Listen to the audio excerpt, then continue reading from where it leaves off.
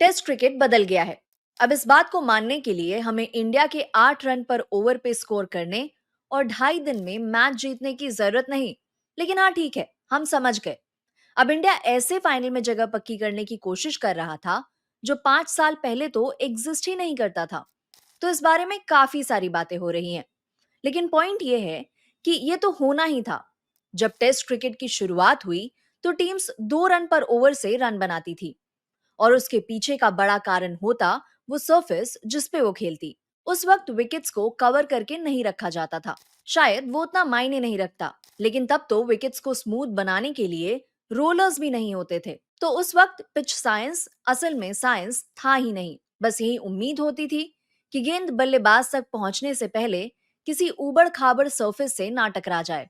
उस समय 2 रन पर ओवर की रेट से स्कोर करना भी एक बड़ी उपलब्धि मानी जाती थी, और टीमें इस पर गर्व महसूस करती थी। फिर वक्त के साथ चीजें धीरे धीरे बेहतर होती चली गई। पिच साइंस भी सुधरता गया। हम चीजें समझने लगे। हालांकि तब भी हमारे पास कई अनकवर्ड पिचेस होती थी। फिर भी स्कोरिंग रेट 2.51 तक पहुंच चुका था। लेकिन चलिए अब बात पिछले 25 सालों की करते हैं। इस पीरियड में स्कोरिंग रेट 3 से थोड़ा ज्यादा रहा है। लेकिन अब इस बात को भी तो काफी वक्त हो गया है। तो ऐसा नहीं है कि क्रिकेट में अचानक से स्कोरिंग रेट बहुत तेज हो गया।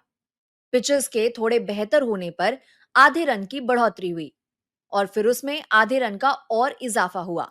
अब भले ही ऐसा लग सकता है कि इस वक्त सब पहले से कहीं ज्यादा तेजी से रन बना रहे हैं, लेकिन पिछले दशक के 3 सबसे स्लो स्कोरिंग ईयर्स हाल ही के हैं, जिसमें 2020 और 2021 भी शामिल है। और वो ज्यादा पुरानी बात नहीं है, कोविड के दौरान की ही बात है। हाँ, पिछले 2 सालों में जरूर कुछ बदलाव आए हैं।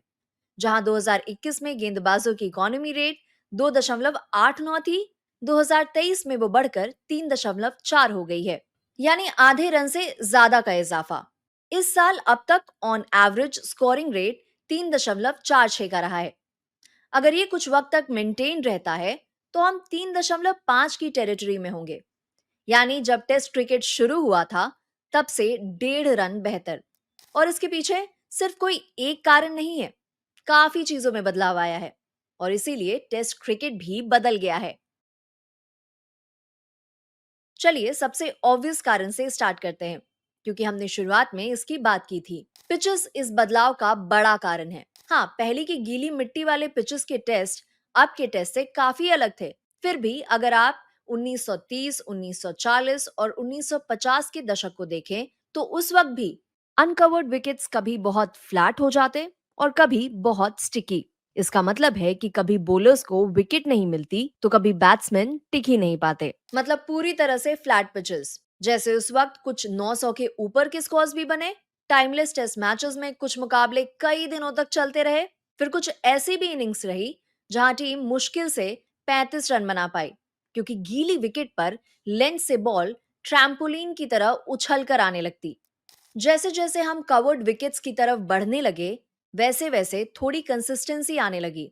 लेकिन फिर भी विकेट्स मैच के एंड तक काफी टूट जाती, जिससे तीसरी और चौथी इनिंग्स में रन बनाना बहुत मुश्किल हो जाता। फिर 1980 और 1990 के दशक में चौथी इनिंग्स में पहले से थोड़े ज्यादा रन्स बनने लगे। पिचेस पहले से थोड़ा ज्यादा होल्ड करने लगी। शायद सबसे बेहतरीन बैटिंग विकेट्स 2001 से 2015 के बीच आई। इसका बड़ा कारण ये था कि क्यूरेटर्स अब सिर्फ एक तरह की पिच नहीं बना रहे थे। अब वो लिमिटेड ओवर्स और टेस्ट पिचेस दोनों बना रहे थे। तो ओडीआईज और टी20s का असर पिचेस पर भी दिखने लगा। मतलब पिचेस बैटिंग के लिए बेहतर हो गई, और जब पिचेस बेहतर होती हैं तो रन्स भी तेजी से बनते हैं। अब जैसे सुपर सॉपर का ही एग्जाम्पल ले लेते हैं। उनके इस्तेमाल से ये बदलाव आया है कि जब आउटफील्ड में थोड़ी नमी भी हो तब भी बॉल तेजी से निकल कर जाती है, और ये कहा जा सकता है कि अब आउटफील्ड पहले के मुकाबले कहीं ज्यादा फास्ट हो गए हैं। इसके अलावा अब कई मैदानों में बाउंड्रीज अंदर आ गई हैं, जिसका मतलब है कि प्लेइंग सरफेस पहले के मुकाबले काफी छोटी हो गई है। पहले एमसीजी में बल्लेबाज दौड़कर 5 रन ले लेते थे, जो अब शायद ही देखने को मिलता है। और अब बैट्स भी काफी बेहतर हो गए हैं। बैट के मिडिल में कोई ड्रास्टिक बदलाव नहीं हुआ है, लेकिन उनके वजन में जरूर बदलाव आया है। अब छोटे बैट्स में भी ज्यादा लकड़ी भरी जा सकती है। मिडिल का एरिया थोड़ा एक्सपैंड हो गया है, जिसका मतलब है कि आप आसानी से गेंद को हल्के से भी मारकर बाउंड्रीज निकाल सकते हैं, जो कि पुराने इराज में उतना मुमकिन नहीं था। लेकिन इन सब में शायद सबसे जरूरी बात यह है कि बल्लेबाज अब पहले से कहीं ज्यादा स्ट्रांग हो गए हैं। वो अब पूरी तरह से प्रोफेशनल बन चुके हैं। पहले लगता था कि बल्लेबाजों को बस अपर बॉडी में ताकत चाहिए, लेकिन फिटनेस को लेकर समझ बढ़ी। अब हम रेंज हिटिंग को भी बेहतर समझते हैं, इसीलिए बल्लेबाज कंसिस्टेंटली बॉल को मिडल कर पाते हैं। और जाहिर सी बात है, ये बदलाव लिमिटेड ओवर्स क्रिकेट से आया है। फॉर एग्जाम्पल, T20 या वनडे खेलते वक्त बल्लेबाज ज्यादा बॉल्स को लीव नहीं करता, तो नेचुरली लिमिटेड ओवर्स का अप्रोच टेस्ट क्रिकेट में भी दिखने लगा है।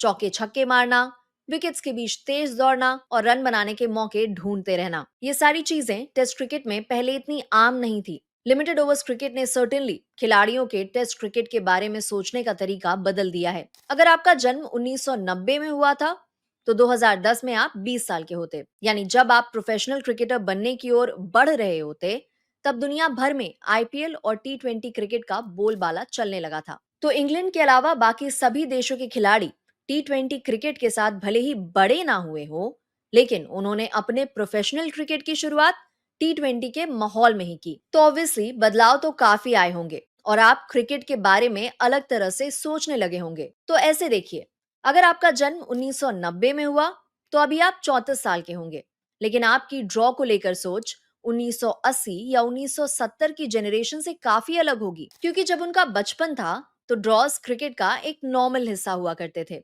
लेकिन जो एस्पायरिंग क्रिकेटर्स अभी बड़े हो रहे हैं, वो तो ज्यादातर रिजल्ट गेम्स का हिस्सा बन रहे हैं। ड्रॉज, क्या बात कर रहे हैं, आजकल तो सुपर ओवर्स होते हैं, टाइज की भी गुंजाइश नहीं होती। तो यंग क्रिकेटर्स में ड्रॉज को लेकर पहले जैसा इंटरेस्ट नहीं रहा। क्रिकेट के इतिहास में लंबे समय तक ज्यादातर क्रिकेटिंग नेशंस मैच जीतने के बजाय हारने से बचने की कोशिश करते थे, और ऐसा इसलिए था क्योंकि उस वक्त ड्रॉज बहुत प्रेवलेंट थे और उन्हें काफी इंपॉर्टेंस दी जाती थी, जबकि आजकल उतने ड्रॉज देखने को नहीं मिलते। हम अभी टेस्ट क्रिकेट के एक अजीब एरा में हैं, क्योंकि बल्लेबाज अभी कलेक्टिवली उतना अच्छा परफॉर्म नहीं कर रहे। इस साल उनका औसत 28.4 है। वर्ल्ड वॉर वन के बाद के किसी भी एरा में इस औसत को अच्छा नहीं माना जाएगा। टेस्ट क्रिकेट के पॉइंट ऑफ व्यू से ये वाकई में लो एवरेज है। तो ट्रेडिशनली ऐसे सिचुएशन से निकलने के लिए बल्लेबाज डिफेंसिव अप्रोच अडॉप्ट करते थे, लेकिन मॉडर्न क्रिकेटर्स का नजरिया अलग है। वो बॉलर्स को डोमिनेट करने से रोकने के लिए काउंटर अटैक करते हैं, और ऑफ कोर्स यही कॉन्सेप्ट तो बेसबॉल का भी है ना। इसी वजह से बेसबॉल एग्जिस्ट करता है। इंग्लैंड बड़े रन्स नहीं बना पा रही थी, तो उन्होंने अपने वाइड बॉल स्किल्स को टेस्ट क्रिकेट में अप्लाई करना शुरू कर दिया। अब इसमें अच्छी टीम्स के खिलाफ तो उन्हें मिक्स्ड रिजल्ट्स मिले हैं, लेकिन इस अप्रोच से उन्होंने कमजोर टीम्स को पहले से कहीं ज्यादा डोमिनेट करने में सफलता हासिल की है। लेकिन शायद इंग्लैंड बेसबॉल से पहले कहीं ज्यादा मजेदार थी।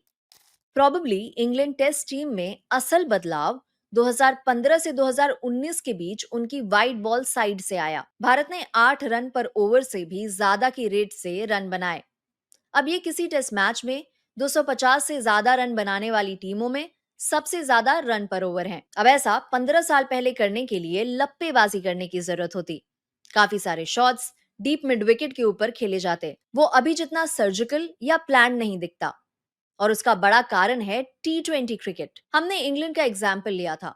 उन्होंने 2015 से 2019 तक ओडीआई क्रिकेट में दिखाया कि बिना ज्यादा रिस्क लिए भी अटैकिंग बैटिंग की जा सकती है। अब पिछले 2 साल में इस कॉन्टेक्स्ट में इंग्लैंड की काफी बात होती है, पर यह सिर्फ इंग्लैंड के बारे में नहीं है, क्योंकि अभी जो क्रिकेटिंग जनरेशन आगे आ रही है, उसने अपनी क्रिकेट प्रोफेशनल T20 खेलते हुए या टीवी पर देखते हुए सीखी है। ये क्रिकेटर्स प्राइमरीली T20 फिलॉसफी के प्रोडक्ट्स हैं, जैसे यशस्वी जायसवाल, ट्रेविस हेड और हैरी ब्रुक।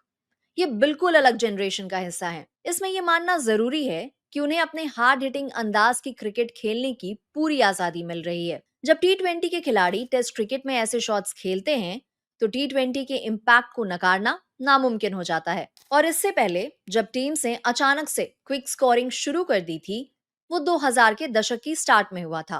वो पहली बार था जब हमने कंसिस्टेंटली पूरे एक दशक तक 3 से ज्यादा रन पर ओवर बनते देखे थे, और वो वही वक्त था जब ओडीआई क्रिकेट का स्टेचर काफी बड़ा हो गया था। इसमें डोमिनेटिंग ऑस्ट्रेलियन टीम का एग्जाम्पल परफेक्टली फिट बैठता है। अब इसका मतलब ये नहीं है कि ऑस्ट्रेलियन टीम ही ऐसी क्रिकेट खेलती थी, लेकिन किसी भी टीम का इस अंदाज में खेलना बाकी टीम्स को सोचने पर मजबूर कर देता है कि वो खुद कैसी क्रिकेट खेलते हैं और क्या वो उन्हें सूट करता है।